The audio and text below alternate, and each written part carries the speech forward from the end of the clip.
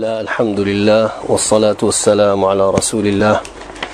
وعلى آله وأصحابه ومن اهتدى بهداه. لا باسو بابتي جيانا مي شيخ محمد كور عبد الوهاب لدرس رابردو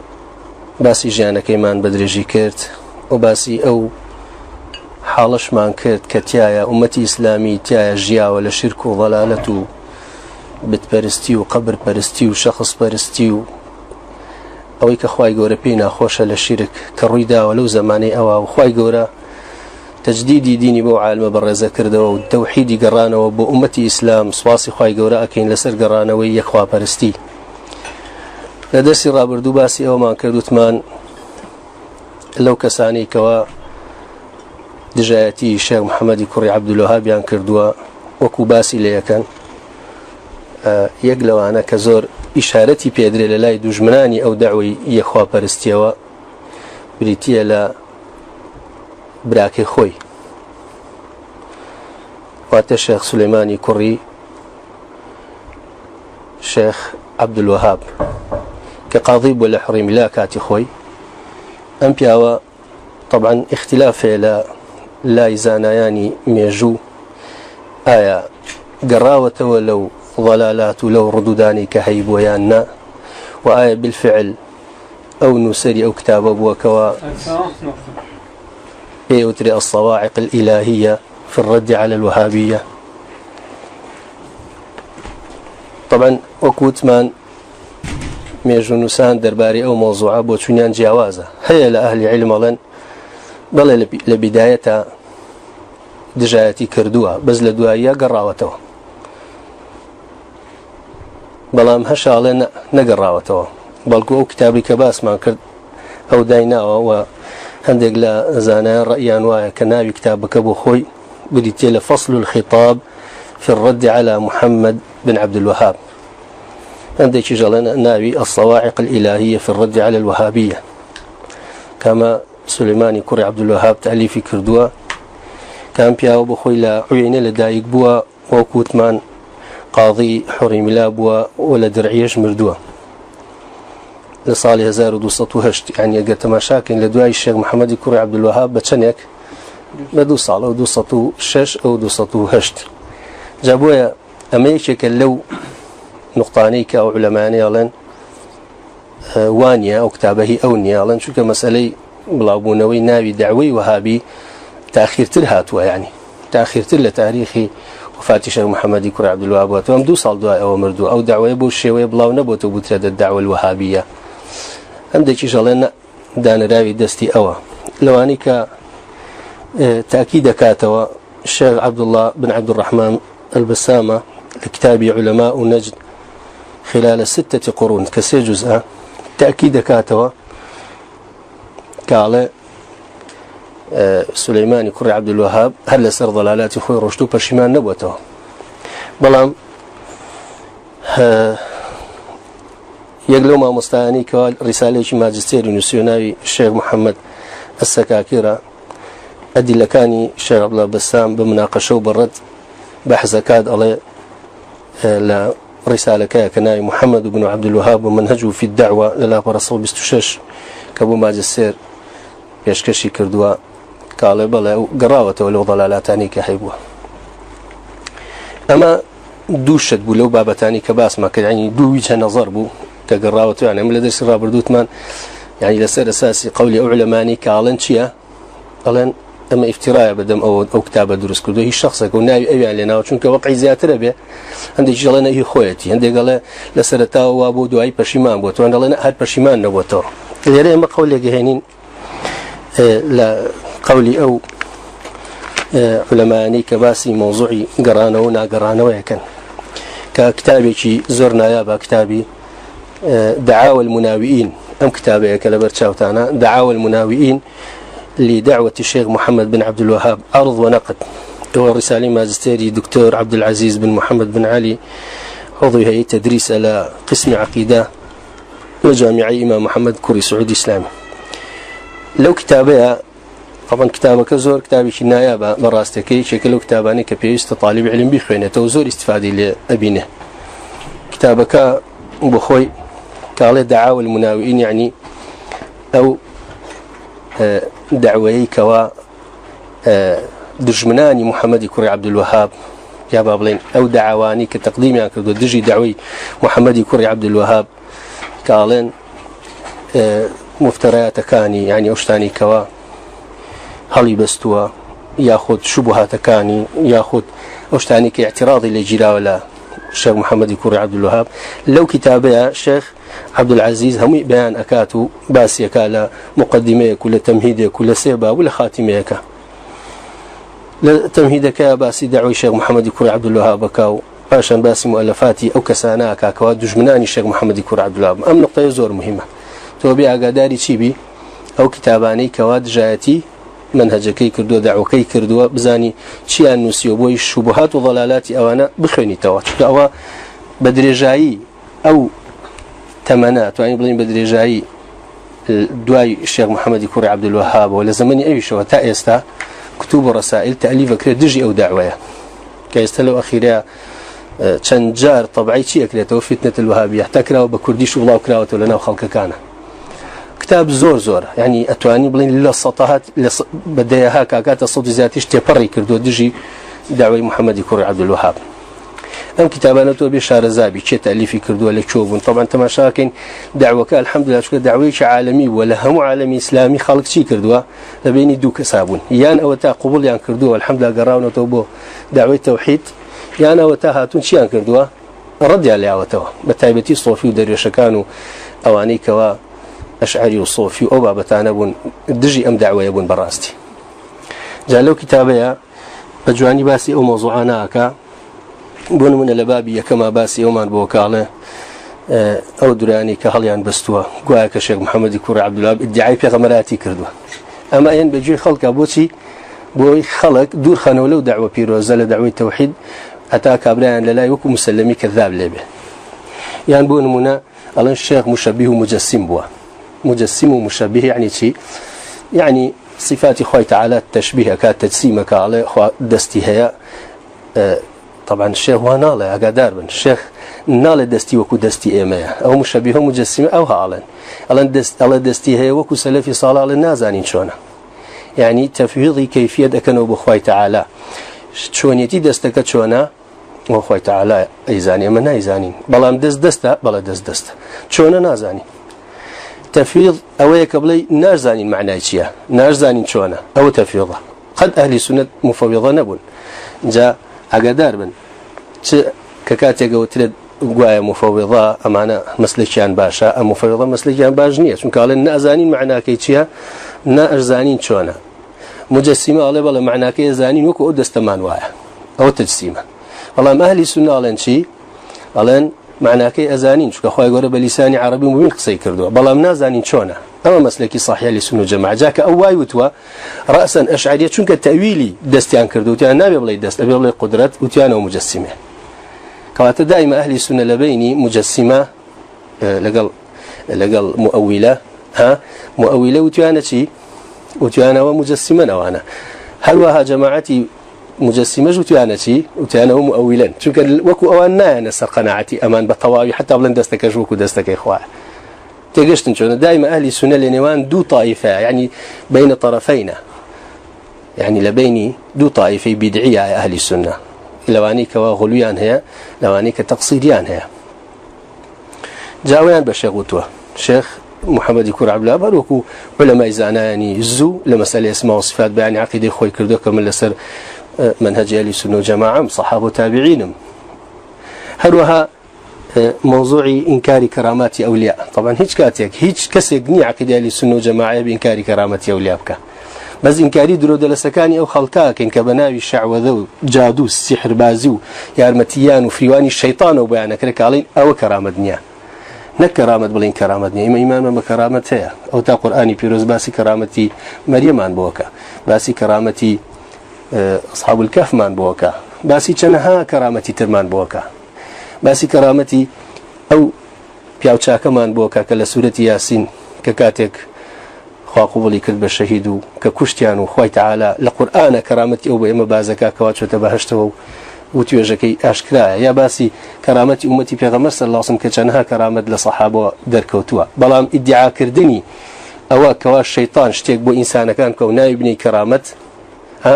أو كرامة دنيا لسروهم يعني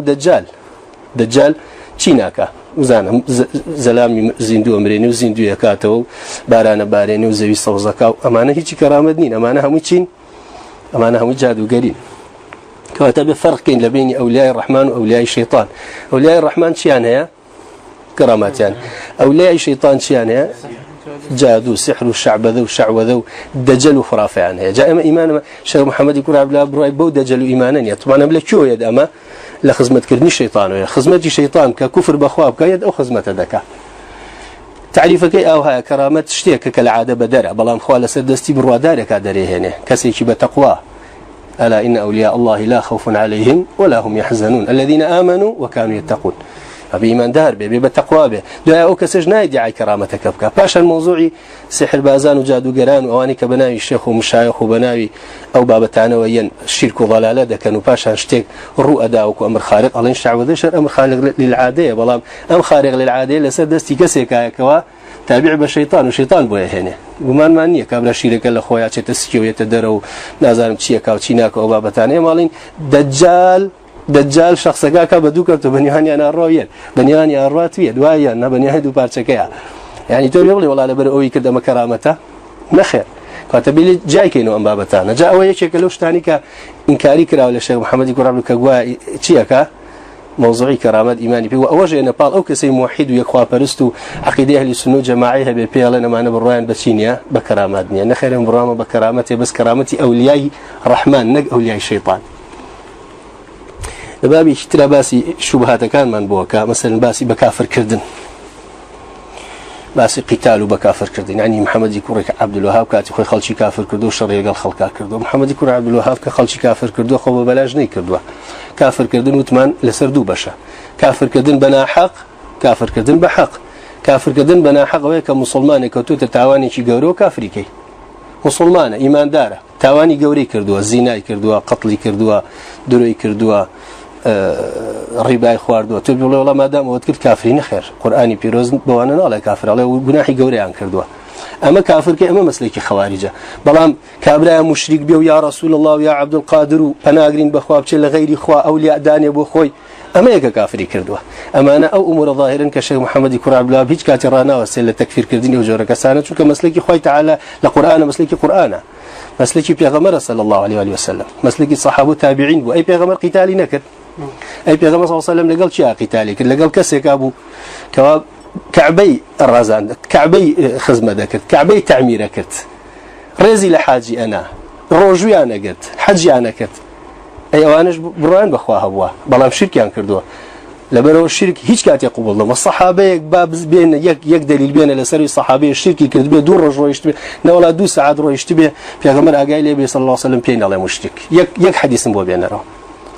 كاتي كبيان وتن مثلا الصحابة كان كتازة مسلمان بو بنتيان درختك ما بو دياري بكات سلاح كاني بها الواسني في غمر رجيان صلى الله عليه وسلم بس مجرد سؤال يقبل طلب يقبل فرمي أو تعنود كواس حي مساوي إلهك ما بدابني ولما الأخوانيا كجا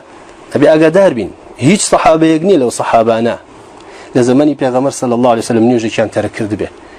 ياخذ شركي كان كرد به كان أجر كردي أنا وأنا باب زانم بيغمر هلوسي شون ولا قال أنا عليه الصلاة والسلام كانت موضوع الشرك هل كسب كيو الشرك هو أبي بمشرك خواي يقول القرآن بازك حتى بيغمر الله صلى الله عليه وسلم بس بهمو بيغمر أني جاله فرمي أجر بيت تو شريك بياب كي بخواه هم عمل كان دره وبيغمران تنهم يلا أجر أنا شريك يوم كذا هم عمل كان يعني الرشد يعني حد شيء عبادة لنيجو زكاة ورجو حج وحد شيء عبادتك هم يبشرك الروح الشرك كاتي هات نوع عمله هم يبتعلى كاته أو خاف الميت القرآن كاتي الشيخ محمد يقول عبد الله بخل أخوي وخلشي مشرك نكرده ومسلك خوي تعالى ومن أضل مما يدعو من دون الله لئن أشركت لا يحبطن عمله إن الشرك لظلم عظيم حتى دعاي موضوع قتال ذكره طبعا كاتكتو ده صلاة توانات هبو بيغمر عليه صلى كده صلاة توانات هبو قتالي كردياني كد أبي لدواي يجهر كسي هذا صلاة توانات هبو خواي قرأ أمري كردو بقتال وبجهاد أقرني كينابه خواي قرأ فرمي قاتلوا أئمة الكفر خواي قرأ فرمي يا أيها النبي جاهد الكفار والمنافقين واغلظ عليهم كاتد صلاة تذهب ببيكي والله أم قتال لدواء أقادار كردنا وايات أقادار تكفير كافر أقادار بنوي نابك تكفير كافر بكفر ظاهر بكفر ظاهر نك بكفر خفي أم دوان الزور كم كزليك جاء أنا شيخ الإسلام ابن تيمية ابن القيم حتى شيخ محمد كور عبد الوهاب علماء دعوة نجدي هم على سر أون موضوعي بكافر كردن لقال موضوعي تعذيب دان دو موضوع أبي لك أن جاء كينوا يعني بون منا كتكرت ناو كفر كظاهر به في كافر به بس رأسا عقوبة أدري استتابعك طلبي ليك رك بقرته أجر نقرأ أو كاته بس أو كاته شيء أو كاتالين كافرة أو كاتالين كافر شو تعذيب الشيء بيش أو كافر بو بيش أو كخوي يقول فرم ما كنا معذبين حتى نبعث رسولا علماء فرمون كخوي يقول نيوتوا وما كنا مكفرين إما كافرين كنا تا رسولنا أوي كوتبت الشركة كاتب پیغمبر صلى الله عليه وسلم بو أمتي خوي كهاد بو أبو جهل وأوان هاد أبو جهل مسلمان بو أبو لهب مسلمان بو وميا مشرك بو أوان هاد إنجا بيوتن كبيوتن لكاتي بدا صلاة أو إقامة حجة لسر كردن لكاتي دا صلاة دارية لمدينة أو شري لقلا كردن تعذيبه أم بابت الزور وردا بأقادار بين مسألة بكافر كردن شتيكا مسألة تعذيبان لسر بكافر كردن شتيكا يعني كاتي كتوبة كافرية كلا بركة تناو الشركة بلام دا صلاة تهبه استتابة كي داوي توبة لك يقر قرايا وباش نقرأ ليه كرشيب أقد دا صلاة دولتها به يعني هلو أنبياء رسولش كهاتون أو هبوا أو شيء هاتون جاء أنا لين قاعد يعني محمد يكون عبد الوهاب شيء كردوه خلشي بكافر دانا وهروها يعني خلشي تكفير كردوه وقتالي لقال خلق كردوه مجالين أي شيء كذا ابني شبوه خلقه هلا شرك وضلالة ابن بلن والله جاهلة تروج خو بيغمر وين صلى الله عليه وسلم بيغمر صلى الله عليه وآله وسلم لما كون مدينة دانيش بلا والله خلق كافرنيا نزانن خوني يدخلك نزانن بنزانين عذريان باتي خوي تعالى القرآن تشنجر باسي نزانين كفار وإيمانك أفرمتشي أم تحسب أن أكثرهم يسمعون أو يعقلون إنهم إلا كالأنعام بل هم ضلوا السبيل كواتا خو خلشي لو كافراني كخواب كافري كردون أو تأخذ على زور بي زوري وكو حيوان لحيوانش كم تربو أما من عيون يكردو ككافر بكرين لهم قلوب لا يعقلون بها باشا كما دام لا يعقل بها بوتي كافري كإنها كافرة شون أو لا يعقلون بها مقصدك لرياتشي آية حجي بوشو بردم يانا شو بردم آية أشكوتو تشريك ويانا آية قام حجيش لزل كراو يانا كواتب دو كافر مانيا كافر كوا معذبنيا كافر كوا معذب جاء الشيخ محمد يقول عبد الله لدواي أقادر كردنوه هجمي كردوها أقادر به يعني نيا وبك سكات إشكاله من كس كافر ناكم تكفير معين مقصدي بيتشيا أو كافر كتعذيب أدري أقادر بالزور كذا نقطة يشيل تجتش قال كافر ناكم إلا لدواي إقامة حجة نبي مقصدي أو كافر كردناه كتعذيب لقلا كقتال لقلا يعني هلا وقت مسر كسيك كبيمنا وتبه رسالين أردو لقاتك قال محمد يكون سعود أبو أمير درعي أبو رسالين أردو أبو همو طوائف كانوا أبو همو خلق كانوا أبو همو أمارة كانوا أبو همو أواني دورو بري أقداري كردونة توا جازورها أبو هاتوا لقال يا هجبونا هاتوا حريم لانا هاد لقال قتالي كردن أو كاتل لا يخلشي وتيانشيا والله لمسلمانان أقول يرجع ورجوع يكوجه يعني مسلمانان بكافر زانه خلقاني جزء لتين جيشتني يعني بو مسألة كوتنا شيء طعن اللدان للشيخ محمد يكون عبد الوهاب باشا باب رسالة بين أو رسالة ناردو وكو بيغا مثلا شو رسالة نارد بوشي بو كسرا وبوشي أقداري كردنوا أو رسالة شيء إقامة حجة إلى سريان دعاء وقرنا قتالك لين أي بيش أو كسرا كافر نبو بيش رسالك ها أي دعاء رسالك الحجة نامين يبويك تعذيبش بين الدنيا ولا قيامة هو موضوعك زور مهم بدون نقطة ها جاء أول شيء كان كالسر الشيخ محمد يكون عبد الله على أساس كور بيته خلشي تيناقا وياخذ ككسانك تيناقا يشتن رأسا أشن بروايان بيكن كقويا خلشي كافر كابرا نيوجا كاتوشن كافر يكي أباشا كابرا نيوجي كد جوني بخوايا جوني ببيغمبر صلى الله عليه وسلم كابرا نيوجي كد وتي يا رسول الله يا عبد القادر كابرا نيوجي كد هاد نواقض إسلامي لخوات أي كتب الرداء لنا فقه إسلامية باسي تنك زيادة حتى تشوار صد نقطة باسي الرداء ما نبوكا كأجر أو كي شيء به مرتد بي كافر بي أما ببلاش نسرعه مشتانا باشن هیچ لەو شتانی کەوا شوبهاتە لەسەری کە گوایە تەوەسولی حرام کردووە تەوەسول شەرعی هەیە و ناشەرعی هەیە و بەتەفسیل هەمووی بازەکەین ان شاء الله یان لەو شتانە منع استشفاع بە پێغەمبەر صلی الله عليه وسلم کە داوای ئەوەی لێ بکرێ شەفاعەتمان بۆ بکە شەفاعەت دیارە شەفاعەتمان چەند جار باس کردو شەفاعەتی دروست کامەی و شەفاعەتی نادروست کامەیە تۆ داوا لە پێغەمبەر کە ئێستا لە حاڵی حیاتە صلی الله عليه وسلم یعنی کە تۆ با بڵین پێغەمبەری خوا صلی الله عليه وسلم لە حیاتە بێ داوا شتێکی لێ بکەی دروستە بەس کاتێک کە ئەمرێ تۆ بێ داوا لخوي تبارك وتعالى بكي ولا إخوة أو بيغمر أبوه كبشر ولا يا رسول الله شفيعا با أجر تو أمك يبقى نقطة بس الشيخ محمد يكون عبد الله وما نص قرآني في روزك أخوي قرأ فرمي أجر عبد كان لمني برسي من نزيكم أجر داوا لمن بكن من جواب يعني يا ما سبحانك اللهم وبحمدك أشهد أن لا إله إلا أنت أستغفرك وأتوب إليك